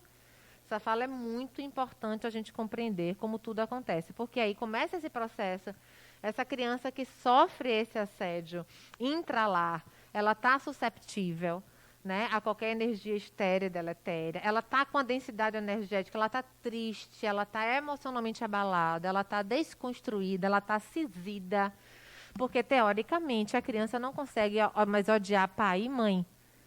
Ele começa a entender que ele não é merecedor e que ele é o culpado disso estar acontecendo. Ele é capaz de se odiar, mas ele não é capaz de odiar pai e mãe. Espera que tem... eu volto aqui. E aí, como ele não é capaz de odiar pai e mãe, o que é que ele fica? Em lealdade a meu pai, eu começo a imitar um padrão, por exemplo. Porque já que eu não posso verbalizar que eu amo meu pai, porque minha mãe odeia tanto esse pai, e me criou a vida inteira me alienando, em lealdade eu faço o quê? Repito o movimento de meu pai, porque inconscientemente é uma forma de eu dizer a esse pai que eu o amo. Então eu me caso e abandono, eu me caso e me separo, e não continuo na relação, porque em lealdade a esse paterno, eu estou construindo essa relação de vínculo dessa forma para dizer ao meu pai que eu o amo, porque eu sou proibido em verbalizar isso na relação frente a frente. Então, é para a gente ter uma ideia do quão isso pode ser grave, de quão isso pode ser danoso e tóxico numa relação, trazendo processos comprometedores de obsessão de encarnado para encarnado e de desencarnado para encarnado também, tá? Então, isso também é uma vinculação, ok? Mi, depois aqui, depois você, depois ela aqui. Diga-me. A gente falou bastante sobre o processo de desobsessão em relação ao encarnado, materno e tal. Mas eu tinha uma ideia na minha cabeça também desse processo de quando eu falava em desobsessão, meio que um exorcismo, sabe, de uma pessoa. Então, eu queria saber se existe uma relação realmente com isso, se existe um processo onde um espírito obsessor, existe uma mesa ou algo assim, uma mediúnica que encaminha esse espírito ou algo nesse sentido. Lindo isso. Para tirar. Tá danada, viu? Mi vai ser danada. Aí no ciclo 10 ninguém segura Mi. Ninguém segura Mi. Então, a gente tem na casa 2 processos de desobsessão. O atendimento de ficha é um processo que você chega na recepção, preenche uma ficha. Nesse preenchimento de ficha, você coloca ali os sintomas que você tem, né? Às vezes, prostração, procrastinação, alguns sintomas físicos. A obsessão, como Tânia deve ter dito na aula, muitas vezes causa sintomas físicos, tá? Então, assim, as doenças psicológicas normalmente estão atreladas a processos obsessivos. A Adenal até, inclusive, cita que dificilmente um processo psicológico está desassociado a um processo obsessivo. Então, eles estão normalmente associados, tá? Então, você vai lá, preenche essa ficha, coloca os seus sintomas. Essa ficha de Mi vai ser encaminhada para a mediúnica de terça-feira. Eu já trabalhei lá. Hoje tem terça e quinta, né, Taninha? Na minha época que eu trabalhei 10 anos lá, só tinha dia de terça. A gente, enquanto médium, recebe a ficha. O esclarecedor, que antes era doutrinador, lê a história de Mi, não conta o nome, só pega o endereço e o nome... Desculpa, não conta a história, só pega o nome e o endereço dela. O médium capta essa influência que está no campo de Mi, recebe essas informações, passa para o esclarecedor, ele anota e esse espírito é encaminhado. Essa fala de Mi é muito importante porque o exorcismo ele é inadequado, inclusive, tá? É o que a Adenauer traz, que parece que é bullying quando você chama o espírito de obsessor. O espírito que está no processo obsessivo, ele está equivocadamente atuando. Então, não é que ele seja bom ou ruim, porque a gente entra no juízo de valor, né, gente? É que ele só aprendeu a estar naquela atmosfera psíquica. Ele não teve um outro aprendizado. Ninguém nasce em essência para fazer o mal ao outro, entende? Então, essa coisa de exorcizar um espírito numa casa espírita não é o caminho mais adequado. Não há certo e errado, tá? O catolicismo usa o exorcismo. Algumas casas de umbanda trabalham com essas questões também. Não de exorcismo clássico do catolicismo, mas também de uma forma de exclusão. Isso, exato. Exato. A gente trabalha no esclarecimento. Por isso que a gente tem o esclarecedor trabalhando com um médium na casa. Então, eu, enquanto médium, eu falo que eu sou flex, porque eu sou tanto esclarecedora quanto médium, apesar que eu adoro mediunizar. E eu adoro esclarecer porque é o lado terapêutico. Então, quando eu estou na mediúnica, eu peço para fazer as duas coisas. Então, a partir do momento que você está ali enquanto médium, o esclarecedor está convencendo esse espírito de que ele não precisa estar nesse lugar mais e que ele tem um outro lugar para estar e ele é encaminhado. Muitos, na maioria das vezes, aceitam ajuda e são encaminhados. Alguns são resistentes, mas dificilmente eles resistem a 4 sessões, 4 encontros. Por isso que na desobsessão presencial, que é outra desobsessão, acontece nas quartas-feiras, dita pronto-socorro espiritual. O mínimo de sessão para esse paciente são 4. Porque aí você repete 4 vezes e aí esse espírito que está ali obsediando aquele paciente normalmente é encaminhado pela equipe espiritual da casa e é atendido em suas necessidades como qualquer outro espírito, tá certo? Lembrando uma coisa muito importante, às vezes o pior obsessor somos nós mesmos. Ok? E aí vem a questão anímica, muito pontuada em mediúnica. Agisse, não sei se é meu espírito ou se não é, quando eu coordenava a mediúnica. E eu perguntava, qual é a importância disso? Porque se for o seu espírito, ele está precisando ser atendido também. Então, enquanto o seu personagem estiver tomando conta da situação aí, ele está precisando falar. Deixe falar. Fale, é você. Então, não importa de quem é esse espírito, de quem é essa fala. O que importa é que seja atendido. Ok? Então, assim, essa questão se anímica ou não, na minha opinião, na forma que eu coordeno a mediúnica, não é importante. O importante é que, independente de que espírito seja, ele seja atendido. Ok? Então, muitas vezes, o nosso pior algoz somos nós mesmos. Tá? A gente se julga, a gente se condena, a gente se permite, a gente se submete. Então, isso tudo torna um processo de auto-obsessão. Obrigada, Mi. Boa noite, sou Boa. Laís. Não ouvi seu nome, amor. Laís. Laís. Joia, Laís. Sobre essa questão do paterno, porque eu me lembrei de uma situação. Eu sou professora de teatro e estou ensaiando um espetáculo e a maioria dos meus alunos nessa turma são adolescentes. Só que eu me deparei com uma situação que eu escrevi um determinado texto para eles apresentarem e é uma situação onde a Chapeuzinho Vermelho ela precisa ser adotada e a Aladim vai adotar. Só que aí, no meio do processo... Tem um adotado. Não é nem isso. Eles precisavam demonstrar o amor que um pai sente por uma filha, mesmo que ela seja adotada ou não. E eles estão com dificuldade de demonstrar, porque a questão social, a questão da sociedade, de enxergar que o pai não pode demonstrar carinho. Ele estava achando que a cena poderia parecer algo de abuso sexual. Gente, o pai não pode demonstrar carinho por uma filha... porque a gente não vê isso. E todos os alunos falaram, a gente não recebe carinho. Eu não recebo carinho. Quando recebe carinho demais, a gente já desconfia, já acha que é alguma coisa, ainda mais se for mulher.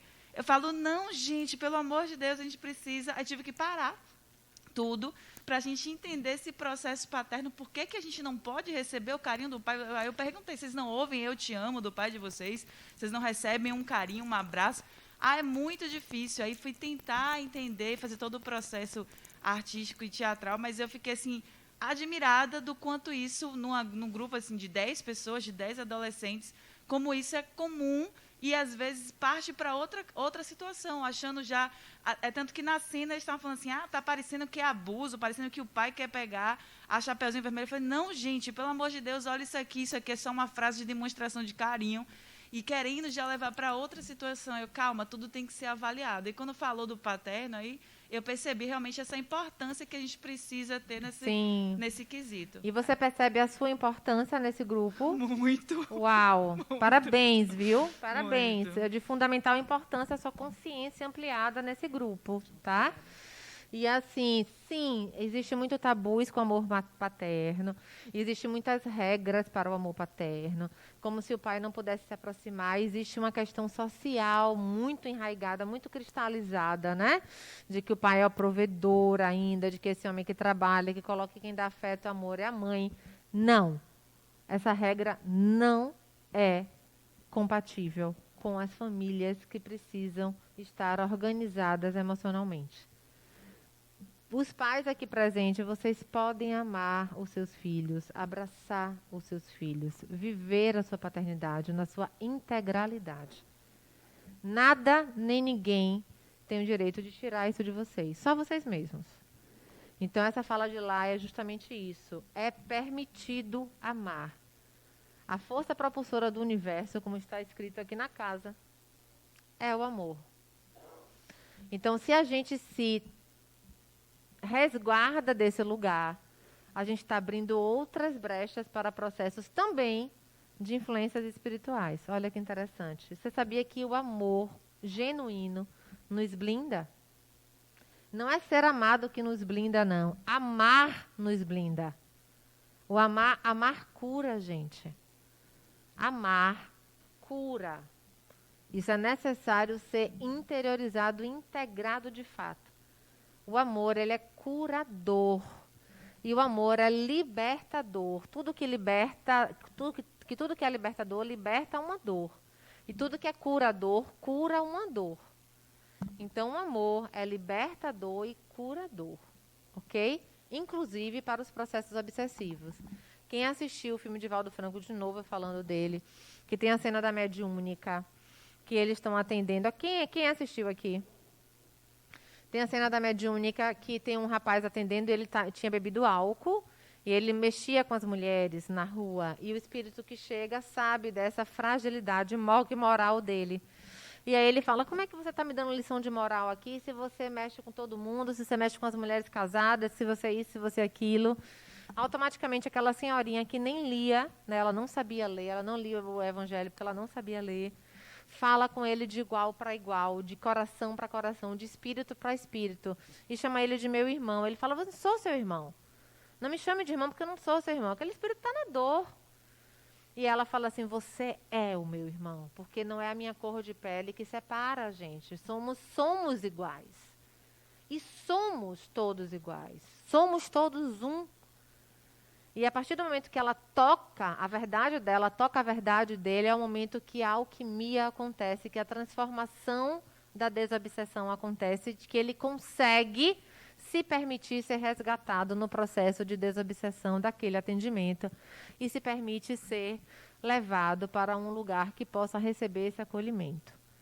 Então, percebe que não dá nem para passar por uma porta de uma mediúnica sem que a principal ferramenta e instrumento esteja acoplado a vocês.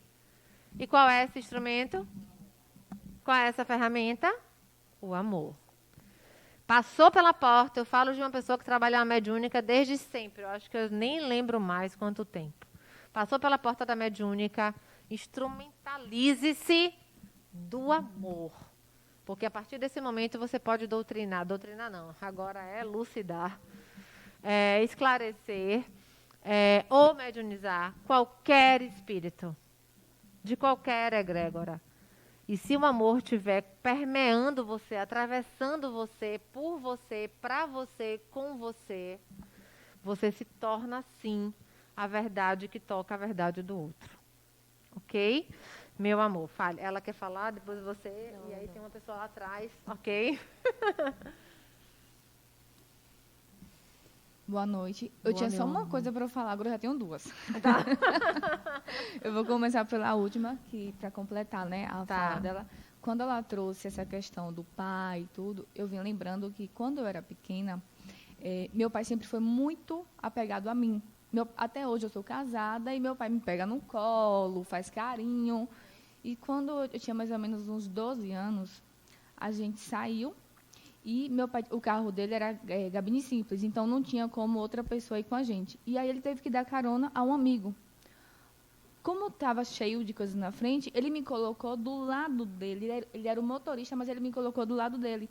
Então eu fiquei meio que sentado na perna dele, meio aqui no banco, né? E ele botou a mão para me segurar, para a porta não abrir. Algumas pessoas da cidade, eu não sou daqui, sou do interior, algumas pessoas do interior viram e foram falar que meu pai, como é que pode, como é que ele estava tendo um caso com uma menina tão nova. Eles viram que eu estava, não sabiam que eu era a filha dele e falaram isso. Com o tempo as pessoas perceberam, né, que eu era filha, porque ele nunca deixou de me tratar em casa ou na rua da mesma forma, o mesmo carinho. E aí as pessoas começaram a admirar a forma que ele me tratava, porque ele nunca negou para ninguém o quanto que ele me amava como filha. Sim. E mostrava isso para os amigos, que os amigos precisavam ser também assim com as filhas. Sim. Que mesmo sendo mulher, ele me levava para os lugares com ele corria vaquejada, ele me levava. Sim. Que, mas é menina, mas é minha filha. Sim. É minha filha, ela precisa estar comigo, ela precisa ver o que eu faço, saber o que eu gosto e precisa conhecer também se é o que ela gosta. Uhum. Comecei a namorar com meu esposo, eu tinha 14 anos. As pessoas pensaram que por meu pai ser muito próximo a mim, ele ia me prender e não ia permitir. Ao contrário, e ele falou isso, que por amor a mim, ele me dava essa liberdade de eu ser feliz. Sim. Né, de eu estar com quem eu queria estar. E sempre me deu, sobretudo, confiança. Isso. Né? Então, sempre foi um amor que falou na relação a minha relação entre eu e o meu pai. E outra coisa que eu ia falar, em relação ao que você está falando né, da pessoa ser obsessora e tudo, eu sou psicóloga. Uhum. E eu vejo muito isso no consultório, o quanto que os pais narcisistas, né, acabam adoecendo os seus filhos. Sim. E por falta do autoconhecimento, as pessoas acabam adoecendo por não saber o limite e por não saber quem somos nós, né? Quem eu sou. Sim. E quem eu estou sendo por conta do contato com o outro. Sim. Pais que podam seus filhos, Sim. né? E muitos filhos que estão aí que não têm uma profissão porque não sabem o que querem ainda, Isso. por querer ser o que o pai quer que ele seja. Não tem sonhos, não tem Isso. vida. Sim. Né? Qual é seu nome? Faina. Faina. Isso mesmo, nomes todos chiquérrimos nessa turma, assim. Tem uma Maria aqui? Não tem? João tem? Tem Maria? Ô, meu amor, talvez você vai ser uma filha, mulher, essa é Maria. Olha aí, foi menino, foi Theo. Faina. Então, primeiro, parabéns pela sua relação com seu pai, linda, né, de ver. E perceba, você se desenvolveu profissionalmente, né? Na terapia sistêmica, na constelação familiar, por exemplo, a gente sabe que é o pai, a força do paterno que empurra o filho para o mundo. E quando ela traz a segunda fala, aqui em clínica ela percebe muitas pessoas adultas com dificuldades profissionais de se validarem, muitas vezes têm uma relação fragilizada com esse paterno. Tenho 5 minutos. Fragilizada com esse paterno. Então, é justamente isso. Quanto mais fragilizada for essa relação, menos força esse indivíduo tem para a vida, menos força esse indivíduo tem para o mundo. Olha que interessante, né? Então, assim, fortalecer a relação com o paterno é crucial. Negligenciar essa relação afetiva, ela não precisa ser construída na intimidade, na convivência, não. Mas ela precisa ser construída internamente, no próprio indivíduo, entende? Esse lugar de valor dessa família, desse pai e mãe, independente do que seja esse pai e mãe. A gente não vai julgar isso. A gente vai aceitar esse pai possível, esse pai real. Tá? E a partir desse momento não é obrigatoriedade de amar ninguém, né? A gente sabe que tem histórias, mas cada uma tem uma história. Mas honrar e respeitar, sim. É uma origem desse lugar, entende? É isso, do honrar e do ser leal. Exatamente, a diferença, né? Da lealdade e do honrar. Obrigada, sua contribuição foi linda. Vamos lá e vou usar esses 5 minutos finais. Boa noite. Eu só vou fazer uma pergunta. Pode falar, pode falar. Primeiro, seu nome. Gice. Gice. Porque também eu fiz Gice parte da egrégora da turma, né? Gice Santana. G-I-C-I Santana. Gice Santana. É porque não podia ser diferente, Aí, né? outra coisa que eu queria te perguntar. Quando você falou da alienação parental, eu tenho um neto de 12 anos que sofre com isso. A mãe não percebe o quanto ela fez essa alienação parental com meu filho. Foi uma relação que não se constituiu de fato. Ela engravidou, eles tiveram um namoro, ela engravidou. Esse filho nasceu contra a vontade de meu filho. Meu filho rejeitou muito. Foi meu primeiro neto. Hoje, o que eu tenho, um neto de 12 anos, uma mãe que ela não percebe, ela nega de forma. Não, eu nunca fiz isso com Paulinho. Só que Paulinho não ama meu filho. Quer dizer, não é que ele não ame, eu percebo que ele tem vergonha de amar o meu filho. Sim, porque ele em contrapartida, a imaturidade, aí quando você falou do que como ele, para demonstrar que ama o pai, isso, ele repete ações do pai. Meu filho é um retrato disso. Repete ações do pai. Então, assim, o que é que eu queria saber de você? Eu sei que não vai ser agora essa resposta, e eu vou lhe buscar fora daqui para saber essa resposta. O que é que eu... Pronto, o que é que eu, como avó, o que é que cabe a mim fazer para que esse meu neto resgate esse lugar, seja um adulto mais bem resolvido e feliz, porque eu acho que a gente precisa ser feliz. Isso. Não é? Me procure no final. Pronto. Ali, porque me procure aqui no final que eu falo com você, porque senão não amarro ela. Não, com certeza. Pronto, exatamente. Mas me procure aqui. Então, só para amarrar, Taninha, 3 minutos, eu tenho 3. Desobsessão. Gente, o poder da prece é gratuita, é efetiva, ativa, predominante e realizadora. Façam oração, orem genuinamente, não precisa ser oração decorada, não, tá? Mas orem genuinamente. Não orem para pedir dinheiro, para pedir paciência. Não é isso, não. Orem pela sua mudança. Orem para ter força e estrutura psíquica para atravessar os desafios da vida. Não orem para livrar você de todos os males, não, porque senão ninguém cresce. Um mar tranquilo não faz bom marinheiro. Mas orem para que vocês tenham estrutura emocional, psíquica e espiritual e social para atravessar os desafios propostos, ok? Orem para o fortalecimento do núcleo, da família. Orem pelos desafetos encarnados e desencarnados. Orem pela pessoa que você não suporta conviver. Estreite essa relação orando. Faça o sleep talk, converse com esse espírito enquanto ele dorme. Se ele for uma pessoa do intralá e você tiver esse controle de time aí de quando ele está dormindo, tá? Então, a oração é uma excelente ferramenta. Quando você ora com essa intenção genuína de autoconhecimento, como trouxe Mi, e de autorresponsabilidade. A mudança começa em nós, ok?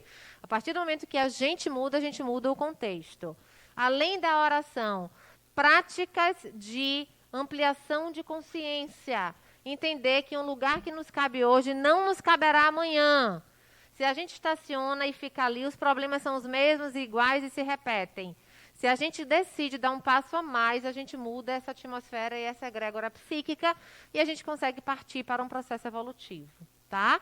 Então, o hálito mental, como disse Heine, acertei, vai justamente trabalhar essa questão de que você mantenha esse hálito mental, mantenha esse frescor mental, mantenha, não é uma positividade não, mas é um alinhamento com o que você de fato quer ser, porque nem sempre o que a gente é o que a gente quer ser, ok? A gente ainda é alguma coisa que a gente não quer ser e a gente passa a desejar querer ser algo que a gente vai trabalhar para isso. Essa é outra coisa. A outra questão é a nossa relação com a nossa conduta, com as nossas tendências. Olhar para as nossas tendências, olhar para o que em nós, para a prática em nós, nos machuca ou machuca o outro. Se você tem uma tendência a um comportamento que machuque a você, que te prejudica, ou que prejudica ao outro que convive com você, ou a um coletivo, é necessário olhar para esse lugar. Essa causa-origem precisa ser vista. E isso mora em você também. Então, entenda, se isso se repete, se muitas pessoas falam que esse é seu jeito, essa é sua forma, esse é seu aquilo, machuca essa outra pessoa, e isso se repete nas suas relações, se repete no seu trabalho, na sua família, no núcleo familiar, é necessário uma visita a esse lugar. Se você não consegue fazer isso sozinho, faça isso em processo terapêutico, faça isso em meditação, que é gratuita. Venha para assistir as palestras, tome seus passes semanais. Enfim, use os recursos que estão disponíveis para que você faça o seu movimento interno, ok?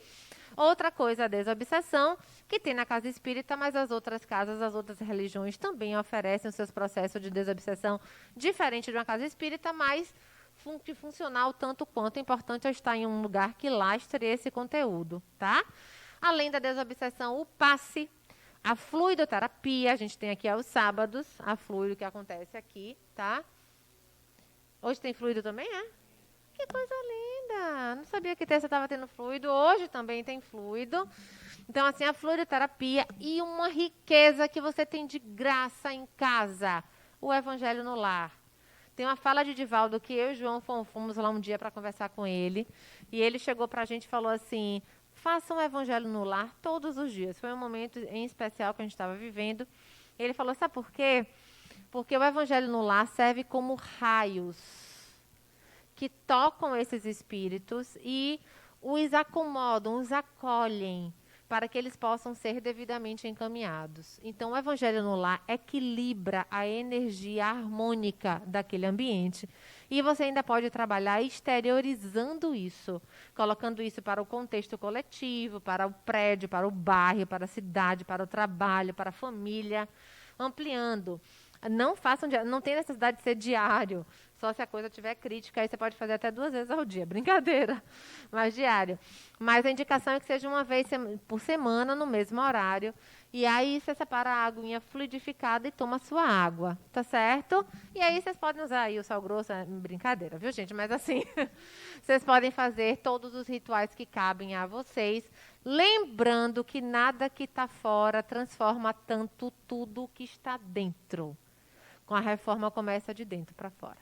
Obrigada pela escuta, por ter ficado até o final. Foi uma delícia. Gratidão. Estou à disposição de vocês.